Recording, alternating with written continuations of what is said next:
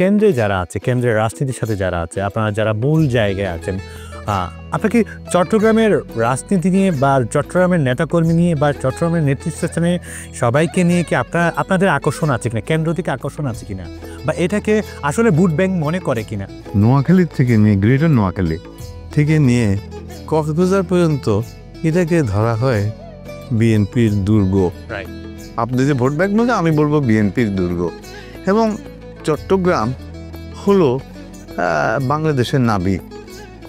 এই নাবিকে আপনার উপেক্ষা করে বা অবজ্ঞা করে কোনো রাজনৈতিক দল কি টিকে রাখতে পারে?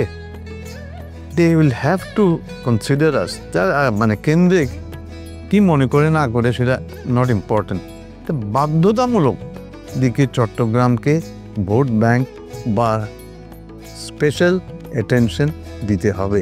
গ্রেটার চিটাগং হলো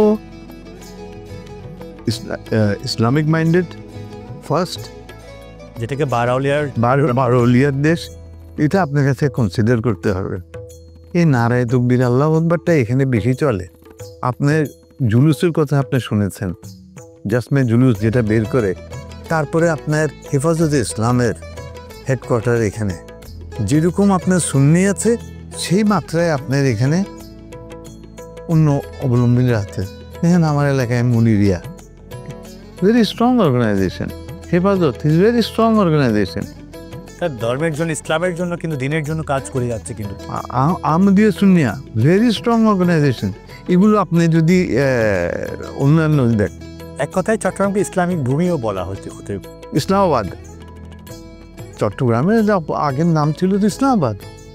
তো এখানে ওই যে ধর্মীয় প্রভাবটা বেশ, এবং that makes us more nationalistic.